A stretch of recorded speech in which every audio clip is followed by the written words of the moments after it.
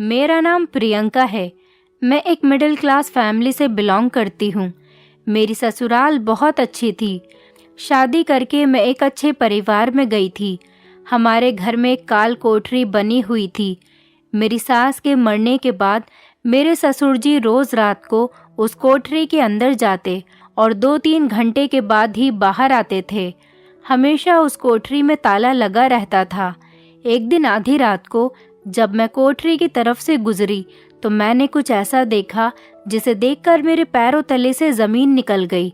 शादी से पहले मैं एक बड़े ही सुलझे हुए परिवार में रहने वाली लड़की थी, जहाँ पर लड़कियों पर बड़ी बाउंडेशन लगाई जाती थी। जन्म के बाद से ही मुझे अपने पिता का बड़ा डर सहना पड़ा था। मेरे पिता मुझे पसंद नहीं करते थे, लेकिन मेरी मम्मी मुझसे बहुत प्यार किया करती थी, क्योंकि मेरे पिता को बेटा चाहिए था और मैं बेटी पैदा हो गई थी। अपनी मम्मी के लिए तो मैं उनकी सबसे लाडली बेटी थी। मैं धीरे धीरे जवान होने लगी। अपनी माँ के प्यार के साथ और अपने पिता की धुतकार के साथ साथ मैं जवान हो गई थी। मैं बहुत इंटेलिजेंट थी और पढ़ाई लिखाई में बहुत अच्छी थी। इसीलिए मेरी मम्मी मुझसे घर का कोई भी काम नहीं करवाती थी। मेरी मम्मी चाहती थी कि मैं पढ़ लिख कर डॉक्टर बनूं। एक दिन मेरे दादाजी ने मेरी मम्मी से कहा। वहाँ पर मेरे पिताजी भी बैठे हुए थे। मेरे दादाजी मेरी मम्मी से कहने लगे, सुनो बहू, प्रियंका की पढ़ाई लिखाई अब बहुत हो चुकी, अब इसे कुछ घर के काम सिखाया करो। जब शादी करके ससुराल जाएगी तो क्या मुंह दिखाएगी। किचन में ले जाकर इसे खाना बनवाया करो। यही लड़की के असल काम होते हैं। आखिर इतना ज़्यादा पढ़ना लिखना किसी काम नहीं आता। लड़की को चूल्हा चौका ही करना होता है। तभी मेरे पिताजी दादाजी से कहने लगे, पिताजी आप चिंता मत करो, प्रियंका सब कुछ सीख जाएगी। अब वो घर के ही काम किया करेगी। मैं बहुत सिंपल बिहेवियर की लड़की थी। मेरे दिन इसी तरह से गुजर रहे थे। मेरी माँ अब मुझसे घर के काम करने की जिद किया करती थी, क्योंकि पिताजी भी उन पर प्रेशर बना रहे थे। लेकिन अब मुझे एक स्कूल में टीचिंग की नौकरी मिल गई थी। आस पड़ोस के लोग हमारे घर पर बधाइयाँ देने के लिए आए थे। दादाजी भी बहुत खुश हो रहे थे, क्योंकि सब लोग मेरे दादा को बधाई दे रहे थे कि आपकी पोती हमारे मोहल्ले की पहली ऐसी लड़की है जो टीचर बनी है। सच में आपकी पोती ने तो कमाल कर दिया। पहली बार मेरे दादाजी ने मेरे सर पर हाथ रखा था और मेरे पिताजी भी मुझसे बहुत खुश हुए थे। मेरे पिता ने तो मुझे अपने गले से लगा लिया था। ये सब देखकर मेरी आंखों में आंसू आ गए थे। एक दिन मेरे पिताजी मेरी मम्मी से कहने लगे, अब हमें प्रियंका की शादी के बारे में सोचना चाहिए। मेरी मम्मी कहने लगी, हाँ हाँ आप ठीक कह रहे हो। अब हमारी बेटी जवान हो गई है, अब हमें इसे किसी के घर की बहू बना देना चाहिए। मेरी मम्मी कहती थी, मैं अपनी बेटी के बिना कैसे रहूंगी। मेरी मम्मी ये सोचकर रोने लगती थी, लेकिन क्या कर सकते हैं, मैं जवान लड़की थी। एक न एक दिन तो मेरे माता पिता को मेरी शादी करनी ही थी। एक दिन शाम के टाइम पर सब लोग बैठकर चाय पी रहे थे। तभी मेरे चाचा जी भी आ गए थे। मैं अपने चाचा जी को देखकर बहुत खुश हो गई थी, क्योंकि मैं अपने चाचा की लाडली भतीजी थी। मैं अपने चाचा के लिए चाय बनाने के लिए किचन में चली गई। चाचा जी मेरे पिताजी और मम्मी से बातें कर रहे थे। उन्होंने मेरे रिश्ते के बारे में बताया। वो कहने लगे, भैया भाभी, मैं अपनी प्रियंका के लिए एक बहुत अच्छा सा रिश्ता लेकर आया हूँ। चाचा ने बताया कि उनके दोस्त का भांजा है और वो भी डॉक्टर है। दिल्ली में बहुत बड़ी कंपनी में मैनेजर की नौकरी करता है। लड़के का नाम रितेश है। लड़का बहुत हैंडसम और अच्छे नेचर का है। हमारी प्रियंका की जोड़ी उसके साथ बहुत अच्छी लगेगी और हमारी प्रियंका वहाँ पर बहुत खुश रहेगी। वो भी हमारी प्रियंका की तरह इकलौता लड़का है। अपने माता पिता के साथ रहता है। पूरी फैमिली बहुत अच्छी है और मैं लड़के वालों को बहुत अच्छी तरह से जानता हूँ। हमारी प्रियंका वहाँ पर बहुत खुश रहेगी। चाचा ने मेरे पिताजी को लड़के की फ़ोटो भी दिखाई थी। मेरी मम्मी और पिताजी को तो लड़का बहुत अच्छा लगा था, लेकिन मेरे पिताजी ने कहा कि हमें सोचने के लिए कुछ टाइम तो दो, हम प्रियंका से उसकी मर्जी जानने के बाद बता देंगे। चाचा ने कहा, ठीक है भैया, जैसा आपको ठीक लगे। मैं जब चाय लेकर बाहर गई तो मैंने चाचा जी से पूछा, चाचा जी आप चाची को नहीं लेकर आए और घर पर सब लोग कैसे हैं? चाचा ने कहा कि सब ठीक है बेटा, और तुम्हारी चाची की तबीयत ठीक नहीं है, इसीलिए वो यहाँ पर नहीं आ पाई। चाचा नाश्ता करने के बाद कहने लगे, चलिए मैं चलता हूँ, अब काफ़ी देर हो गई है, मुझे कुछ ज़रूरी काम है, मैं फिर आऊँगा। ये कहकर चाचा हमारे घर से चले गए थे। उनके जाने के बाद मेरी मम्मी ने मुझसे कहा, बेटा दादाजी को बुलाकर ले आओ। मैं दादाजी के कमरे में गई और उनसे कहने लगी, दादाजी चलिए, मम्मी और पिताजी को शायद आपसे कुछ इम्पोर्टेंट बात करनी है। मेरे पिताजी ने दादाजी को लड़के की फ़ोटो दिखाई। दादाजी को भी लड़का पसंद आ गया था। फिर मेरी मम्मी ने लड़के की फ़ोटो मुझे दिखाई और पूछने लगी, बताओ बेटी कैसा लगा तुम्हें ये लड़का? लड़के की फ़ोटो देखकर मैं भी शर्मा गई थी। लड़का अच्छा था और मुझे पसंद आ गया था। मैंने कह दिया था मुझे लड़का पसंद है। मेरा ये जवाब सुनकर सब लोग बहुत खुश हो गए थे। घर में सभी लोगों को ये रिश्ता बहुत पसंद आया था। मेरे पिताजी ने चाचा को फ़ोन करके बता दिया कि लड़का सबको पसंद आ गया है, बस एक बार वो लोग लड़के और उसकी फैमिली से मिलना चाहते हैं। और उनका कहना था कि उसके बाद रितेश और प्रियंका भी आपस में एक दूसरे से बात कर लेंगे और एक दूसरे को समझ लेंगे। मेरे घर वालों को लड़का और उसकी फैमिली काफ़ी पसंद आ गई थी। उसके बाद रितेश की और मेरी भी मीटिंग करवा दी गई थी। हम दोनों ने आपस में बातचीत करने के बाद अपनी अपनी फैमिली से हाँ बोल दिया था। हम दोनों की फैमिली ने आपस में बातचीत करके शादी की डेट भी फिक्स कर दी थी। हमारी शादी की डेट 1 महीने बाद की फिक्स हो गई थी और हमारे घर में शादी की तैयारियां भी शुरू हो गई थी। सारी तैयारियां हो जाने के बाद धीरे धीरे शादी का दिन भी आ गया था। मुझे शादी के जोड़े में तैयार देखकर मेरी माँ की आंखों में आंसू आ गए थे, क्योंकि मेरी माँ मुझसे बहुत प्यार किया करती थी। मेरे पिताजी और दादा भी बहुत खुश थे, क्योंकि आज उनके घर की बेटी की शादी थी। इस तरह सारी रस्में रिवाज कंप्लीट हो जाने के बाद मेरी और रितेश की शादी भी हो गई थी। मेरे पिता ने मेरी शादी खूब धूमधाम से की थी, किसी चीज़ की कोई कमी नहीं छोड़ी थी।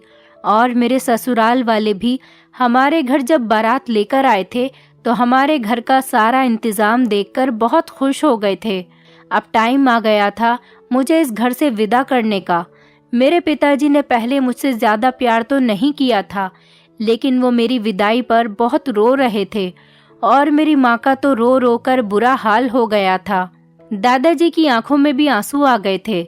मुझे अपने परिवार का इतना ज़्यादा प्यार देखकर बहुत अच्छा लग रहा था और मैं विदा होकर अपनी ससुराल चली गई। मेरा स्वागत मेरी ससुराल में बहुत अच्छे से किया गया था। मेरे दिल में थोड़ा सा डर था, क्योंकि लड़की की जब शादी होती है तो वो थोड़ा नर्वस फील करती है, और यही सब कुछ मैं भी फील कर रही थी। मुझे ऐसे नर्वस देखकर रितेश ने अपनी मम्मी को मेरे पास भेजा। मेरी सास ने मुझे बहुत प्यार से समझाया, बेटी डरने की ज़रूरत नहीं है, हम तुम्हारे अपने हैं, तुम हमारी बेटी की तरह हो, इसलिए तुम हमें भी अपना ही समझो। मेरे लिए जैसे मेरा बेटा है ऐसे ही तुम भी हो। मैं चुपचाप बैठी हुई अपनी सास की बातें सुन रही थी। मेरे दिल का डर अब थोड़ा कम हो गया था, क्योंकि वो मुझे तसल्लियां दे रही थीं। फिलहाल मेरी शादी का आज का दिन तो पूरा हो चुका था। मुझे रितेश के कमरे में भेज दिया गया था। मेरा दिल जोर जोर से धड़क रहा था और मैं दुल्हन बनी बेड पर बैठी हुई थी। थोड़ी देर के बाद रितेश भी कमरे में आ गया था और वो मेरे पास आकर बैठ गया था। उसने धीरे धीरे मुझसे बातें करना शुरू की और मेरा हाथ पकड़कर कहने लगा, प्रियंका तुम बिल्कुल टेंशन मत लो, मेरी मम्मी पापा बहुत अच्छे हैं, वो हमेशा तुम्हें अपनी बेटी बनाकर रखेंगे। ये बात सुनकर मेरी आंखों में आंसू आ गए थे, क्योंकि मुझे अपने माँ पिताजी की याद आ गई थी। रितेश ने मेरे आंसू पोंछते हुए मुझे गले से लगा लिया था। शादी की पहली रात तो बहुत अच्छी गुजरी थी। अगली सुबह फ्रेश होकर जब मैं अपने कमरे से बाहर निकली तो मैं सीधा किचन में चली गई थी। आज मेरी ससुराल में किचन में मेरा पहला कदम था। मुझे सबके लिए खीर बनानी थी। खीर बनाने के बाद जब मैंने सबको खीर दी तो डर की वजह से मेरे हाथ कांप रहे थे। मैं इतनी होशियार और पढ़ी लिखी होने के बावजूद भी ससुराल में आकर छोटी से छोटी बात पर डर रही थी। न जाने मुझे ऐसा क्यों हो गया था। शायद लड़कियों को शादी के बाद ऐसा ही होता है।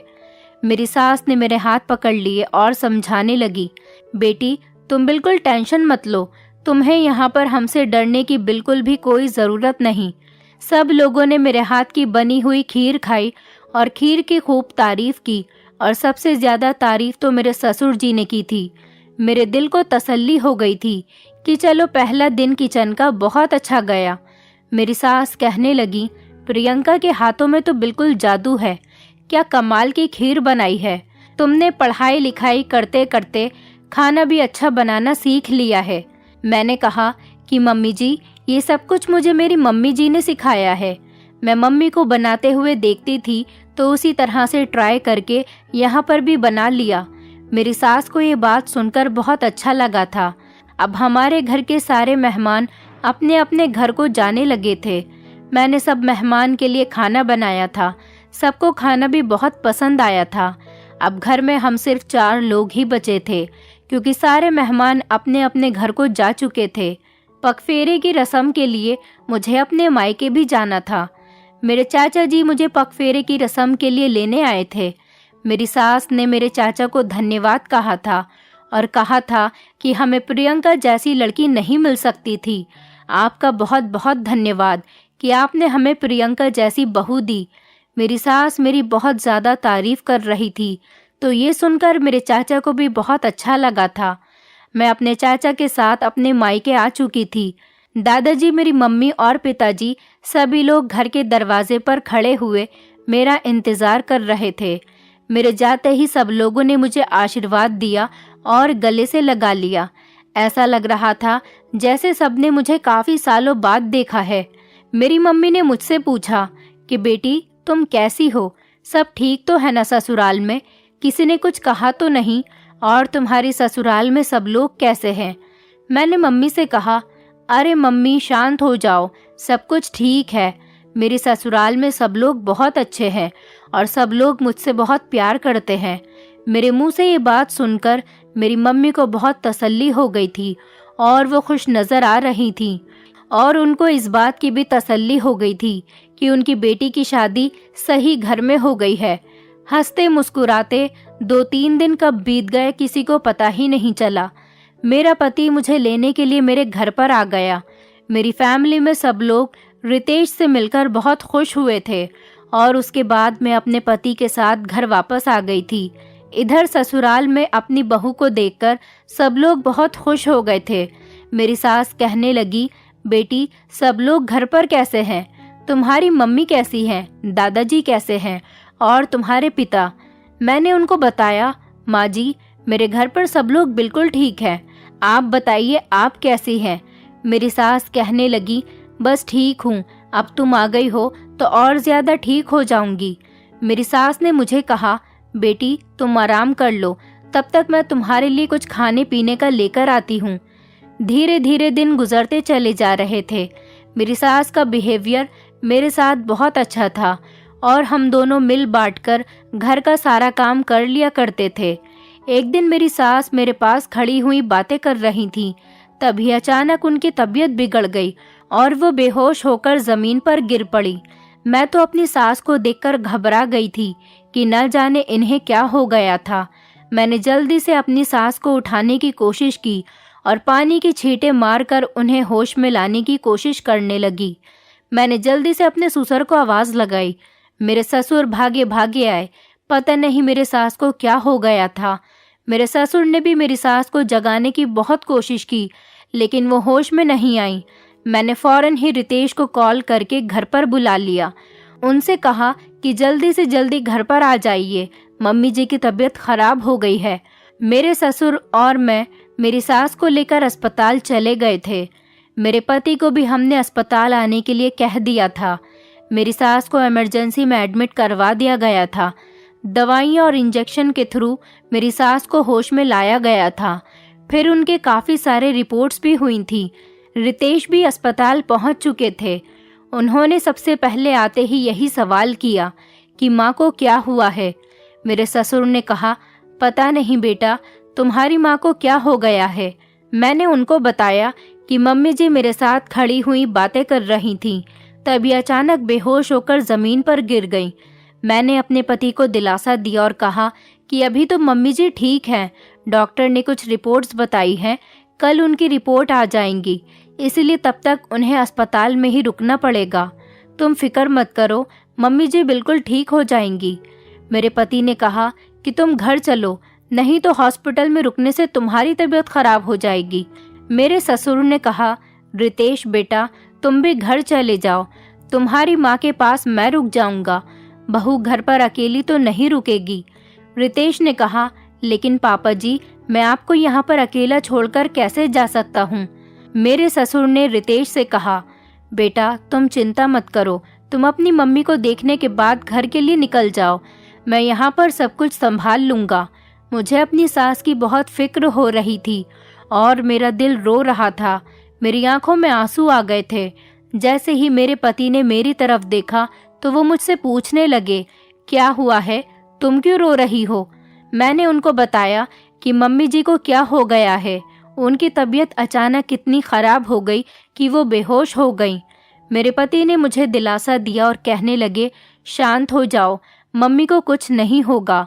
लेकिन मैंने एक बड़ी अजीब सी बात देखी थी कि मेरी सास को काफ़ी दिनों से बुखार आ रहा था और वो किसी चीज़ की दवाइयाँ खा रही थी। मैंने घर जाते ही उन दवाइयों के रैपर लाकर अपने पति को दिखाए और उनको बताया कि काफ़ी दिनों से मम्मी जी ये दवाई ले रही थी। मेरे पति ने दवाई के रैपर देखकर कहा कि ये दवाई तो मम्मी के बुखार की है, लेकिन बुखार तो मम्मी का काफ़ी दिनों पहले ठीक हो चुका था, तो फिर अचानक उनकी आज तबीयत कैसे ख़राब हो गई। रितेश मुझसे बहुत नाराज़ हुए और कहने लगे, तुमने ये बात मुझे पहले क्यों नहीं बताई।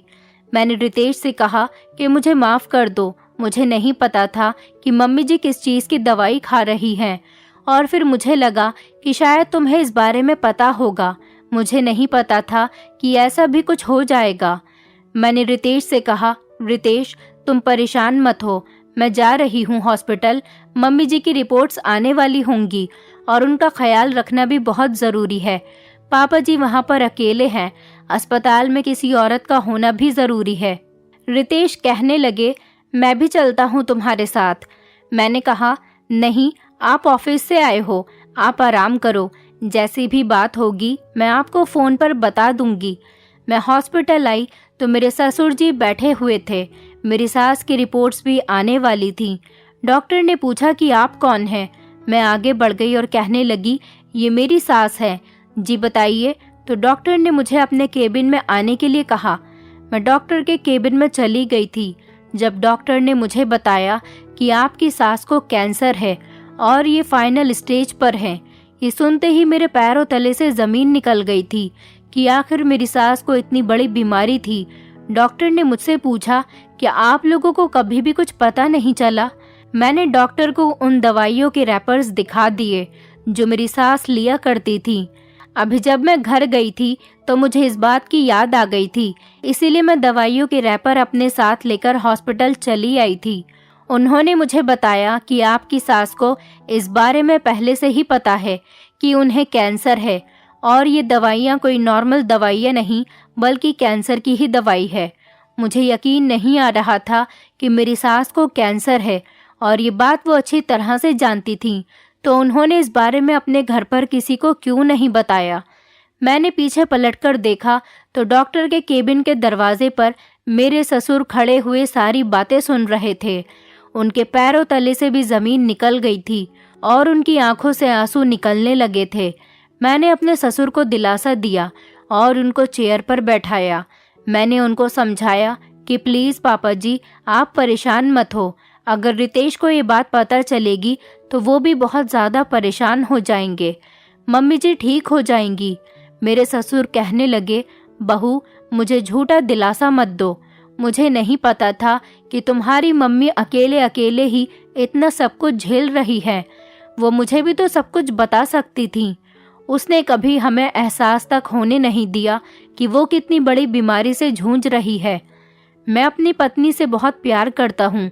वो मुझे छोटी से छोटी बात बताती है, फिर उसने मुझसे इतनी बड़ी बात कैसे छुपा ली। मैं एक अच्छा पति नहीं बन पाया। देखो, मैं तुम्हारी मम्मी का ख्याल नहीं रख पाया। मेरे ससुर ये बात कह रहे थे और बुरी तरह से रो रहे थे। मैंने अपने ससुर को समझाने की बहुत कोशिश की कि आप शांत हो जाइए, क्योंकि रोने से आपकी भी तबीयत खराब हो जाएगी। अगर मम्मी जी ने आपको इस तरह से देख लिया तो वो बिल्कुल टूट कर रह जाएंगी। हमें मम्मी जी के सामने मजबूत बनना पड़ेगा, जिससे उनके जीने की इच्छा बढ़ सकेगी, जितने भी कुछ दिन और हमारे साथ बिता सकेंगी। मेरे ससुर ने कहा, प्रियंका, इस बारे में तुम रितेश को कुछ भी मत बताना। वो मेरा इकलौता बेटा है, वो इस सदमे को बर्दाश्त नहीं कर सकेगा। मैंने अपनी ससुर की बातों में हाँ में हाँ मिला दी थी। शायद रितेश की वजह से ही मेरी सास ने अपनी बीमारी के बारे में नहीं बताया था। दिन इसी तरह से गुजरते जा रहे थे। हम अपनी सास को घर लेकर आ गए थे। मैं घर पर रहकर अपनी सास का बहुत ज़्यादा ख्याल रखती थी। रितेश को बता दिया था कि मम्मी जी को इन्फेक्शन हो गया था, इसी वजह से उनकी तबीयत खराब हो गई थी। अब कोई बात नहीं, अब वो बिल्कुल ठीक है, लेकिन रोज़ उन्हें ट्रीटमेंट के लिए अस्पताल लेकर जाना पड़ेगा। रितेश बेफिक्र होकर रोज़ ऑफिस चले जाते थे और रोज़ घर आते ही मम्मी जी के बारे में पूछते हैं, मम्मी की तबीयत कैसी है, आज उन्हें कुछ हुआ तो नहीं था। लेकिन मैं उन्हें बताती कि मम्मी जी बिल्कुल ठीक है और अपने कमरे में आराम कर रही है, तुम टेंशन मत लो, धीरे धीरे मम्मी जी बिल्कुल ठीक हो जाएंगी। रितेश अपनी मम्मी के टेंशन में कुछ खाता पीता भी नहीं था।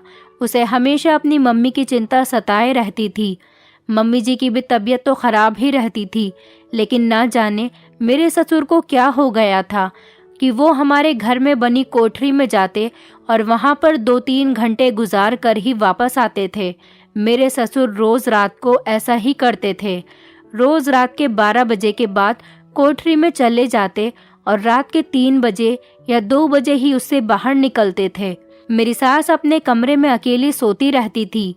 एक दिन रात के 3 बज रहे थे और मुझे प्यास लगी तो मैं किचन में पानी लेने के लिए जाने लगी। मैं कोठरी के पास से ही गुजरी थी कि मुझे किसी के बोलने की आवाज़ आ रही थी। मैंने कान लगाकर बातें सुनने की कोशिश की तो कोठरी के अंदर से मेरे ससुर के बोलने की आवाज़ आ रही थी और उनके साथ साथ किसी और औरत के बोलने की भी आवाज़ आ रही थी। ये सुनकर तो मैं हैरान रह गई थी कि अंदर से कोई औरत बोल रही है और मेरे ससुर भी अंदर मौजूद हैं। मैं बड़ी परेशान हो गई थी कि मैं क्या करूं। तभी तो रोज़ मेरे ससुर कोठरी के अंदर जाते थे और 2-3 घंटे गुजार कर वापस आते थे, लेकिन अंदर कौन था ये मैं नहीं जान पाई थी। तभी मेरे दिमाग में एक आइडिया आया और मैं अपने पति को जगाकर अपने साथ कोठरी की तरफ लेकर आ गई थी। मेरी सास अपने कमरे में ही सो रही थी। रितेश ने बिना कुछ सोचे समझे ही दरवाजे को धक्का मार दिया। दरवाज़ा धक्का मारते ही खुल गया था, लेकिन सामने का नज़ारा देखकर हमारे पैरों तले से ज़मीन निकल गई थी कि सामने कोई और नहीं बल्कि मेरे ससुर के साथ कोई औरत खड़ी हुई थी और मेरे ससुर उसके गले में हाथ डाले खड़े थे। आज मेरे ससुर की सच्चाई खुलकर सामने आ गई थी। मेरे पति ने फौरन ही उस औरत को पकड़ लिया। रितेश शायद उस औरत को अच्छी तरह से जानते थे। रितेश ने कोठरी से हाथ पकड़कर उस औरत को बाहर निकाल दिया। मैंने रितेश को समझाने की कोशिश की कि रात का टाइम हो रहा है, मम्मी जी की भी तबीयत ठीक नहीं है, क्या तमाशा बनाया हुआ है और ये औरत कौन है। मैंने अपने ससुर से भी सवाल किया तो वो भी खामोश खड़े रहे। रितेश ने कहा कि अच्छा हुआ प्रियंका, तुमने मेरी आंखें सही टाइम पर खोल दी, नहीं तो मैं इस आदमी की हकीकत नहीं जान पाता। तुम्हें पता है, ये औरत हमारे घर की पुरानी नौकरानी है। 2 साल पहले ये हमारे घर पर नौकरी करके गई है। मम्मी को तभी से पापा पर शक होता था कि इन दोनों के बीच में कुछ चल रहा है, इसलिए मम्मी ने इस नौकरानी को घर से निकाल दिया था। लेकिन आज ये 2 साल बाद फिर हमारे घर पर मौजूद है। ये सुनकर तो मेरे पैरों तले से ज़मीन निकल गई थी। मेरे पति ने अपने पिता से सवाल किया कि आप भी इससे प्यार करते हैं। मेरे ससुर ने कहा कि हाँ, मैं इससे प्यार करता हूँ, क्योंकि मुझे पता है कि तुम्हारी माँ को कैंसर है और वो ज़्यादा दिन मेरे साथ नहीं रह सकती। ये बात बहुत पुरानी हो गई है, ये कोई नई बात नहीं। तुम्हारी माँ भी ये बात अच्छे से जानती है और मैं भी ये बात अच्छे से जानता हूँ कि उसको कैंसर है, इसलिए मैं उसके साथ नहीं रह सकता। ये नौकरानी है, लेकिन मैं इससे प्यार करता हूँ। ये बात सुनकर मेरे पति हैरान रह गए थे और मैं भी हैरान थी कि मेरे ससुर को जब ये बात पहले से ही पता थी तो वो उस दिन हॉस्पिटल में रोने का नाटक क्यों कर रहे थे। मेरे ससुर ने बताया कि वो अपनी बीमार पत्नी के साथ नहीं रहना चाहते। इतनी बातें ही हो रही थी कि पीछे ये सब खड़ी हुई मेरी सास सुन रही थी, जो अचानक से बेहोश होकर गिर गईं। हम लोग फौरन उन्हें अस्पताल लेकर गए। अस्पताल में उन्हें मृत घोषित कर दिया गया था। तभी मेरे पति ने मेरे मुंह पर थप्पड़ मार दिया और वो कहने लगे कि तुम्हें ये बात पता थी तो फिर तुमने मुझे क्यों नहीं बताई कि मेरी मम्मी को कैंसर है। इतने दिनों से तुम मुझसे ये बात छुपाती आ रही हो। प्रियंका, तुमने मुझे क्यों नहीं बताया इस बारे में। मैंने अपने पति से माफ़ी मांगी और कहा कि मुझे पापा जी ने ही मना किया था कि आपको कुछ नहीं बताना। अगर आपको इस बारे में पता चल गया तो आप ये सदमा बर्दाश्त नहीं करोगे। ये सुनकर मेरे पति ने कहा कि पागल लड़की, तुम्हें नहीं पता कि ये सब कुछ मेरे पापा की चाल थी, क्योंकि वो तो खुद जल्द से जल्द चाहते थे कि मेरी मम्मी मर जाए और उनका रास्ता साफ हो जाए ताकि वो नौकरानी से शादी कर सके। अगर तुम मुझे मम्मी की बीमारी के बारे में बता देती तो मैं अपनी मम्मी को बचाने की हर कोशिश से गुजर जाता। मुझे अपनी गलती पर बहुत पछतावा हो रहा था। मैंने रो रो कर अपने पति से माफ़ी मांगी थी। आखिर मेरे पति के साथ भी बुरा हुआ था, क्योंकि उनकी मम्मी इस दुनिया से छोड़कर उनको चली गई थी और उनके पापा ने नौकरानी से शादी कर ली थी और इस सब में बेवकूफ़ मैं बन रही थी।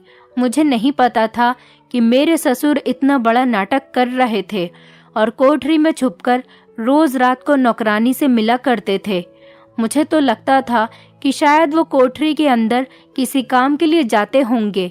वो तो अच्छा था कि अचानक मैं कोठरी के आगे से गुजर रही थी तो मुझे किसी के बोलने की आवाज़ आने लगी। मौके पर ही जब मैंने अपने पति को बुला लिया तो ये सारी सच्चाई खुलकर सामने आ गई थी। नहीं तो ये सच्चाई हमेशा दबी की दबी ही रह जाती। और अगर मेरी सास की बीमारी वाली बात रितेश को पता चल जाती तो वो अपनी मम्मी का इलाज भी करवा सकते थे, जिससे उनकी माँ को कुछ दिन की जिंदगी और मिल सकती थी। शायद मेरी सास की जिंदगी इतनी ही लिखी हुई थी। फिलहाल मेरे ससुर तो हमारे घर को छोड़कर नौकरानी के साथ शादी कर चुके थे। मेरे पति से भी माफ़ी मांग ली थी और मम्मी जी के घर से जाने के बाद घर में बहुत सुनसान सी हो गई थी। घर का माहौल बिल्कुल अलग हो गया था। मुझे उम्मीद है कि धीरे धीरे मेरे पति का मूड मेरी तरफ से बिल्कुल ठीक हो जाएगा। लेकिन एक तरफ मेरे ससुर ने अपनी पत्नी और अपने बेटे के साथ बहुत बुरा किया था। दोस्तों, उम्मीद करती हूँ आपको हमारी कहानी पसंद आई होगी। कहानी पसंद आई है तो वीडियो को लाइक करें, चैनल पर नए हैं तो चैनल को सब्सक्राइब करें और हाँ, नोटिफिकेशन बेल को ज़रूर दबाएं ताकि अगली अपडेट सबसे पहले आपको मिले।